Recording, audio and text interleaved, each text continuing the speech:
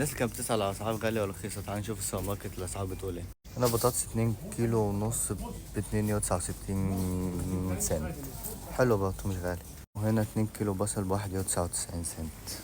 وادي البرتقال 2 كيلو ب2.89 قرش.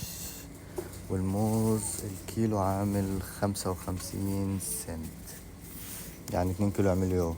كيس التفاح 2 كيلو عليه خصم 14% بدل ما 49 ب2.99 سنت.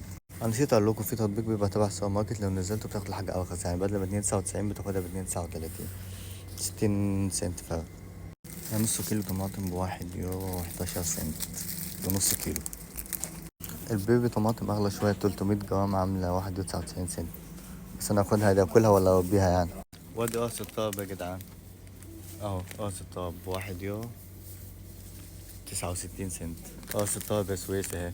وادي كيس الشيبسي يا جدعان عامل 91 سنت، اللي كان بيسأل على الشيبسي. وانا طلعت اجيب عربية عشان لقيت الحاجات اللي هشتريها كتير والكيس اللي معايا مش مكفي، بس العربيات هنا لازم تحط فيها فلوس، بس انا اسكن منهم احط حاجة بتاعت العربية وهتفتح عشان محدش يسيبها في اي مكان ويرميها ويمشي، فلازم تحط فيها فلوس عشان ترجع تاخد فلوسك. بس هتذاكوا على مين يعني؟ ده احنا مصريين. وبيب بيب بيب بيب بيب بيب بيب بيب بيب بيب بيب بيب. واتس سوبر ماركت يا جدعان اسمه ليدل، اللي يعتبر من ارخص السوبر ماركت في المانيا، يعني هي شركات. ليدل ده بتلاقيه في كل المدن، هي بتبقى شركات سوبر ماركت وبتبقى فاتحه في كل المدن، يعني في كل الاماكن. وبما ان مصري فلازم اغمس، وبما ان هغمس فانا بحتاج عيش، والعيش هنا بيبقى ايه بالشكل ده، فانت بتعمل له كده عشان مينفعش تحط ايدك وتمسك الحاجه بايدك يعني، وبعدين ايه تمسكه بايدك عادي عشان يبقى بتاعك، بس تطلعه من جوه بتاعك هنا وتحطه في كيسك.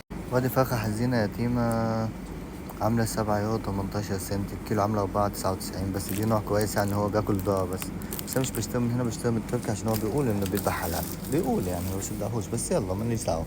وفي هنا وراك نملة على رأي السويسي، الكيلو عامل 4 يورو. وهنا الكولا اللتر الكولا عامل 1 يورو 49 سنت، بس لو ببلاش مش هشتريها. غزة فوق الجميع يا ولاد الجزم. وادي البيبسي نفس الكلام، بس مش هشتريها، نشتريش الحاجات دي، يلا كل ده مش عايزين، الحاجات دي كلها مش عايزينها.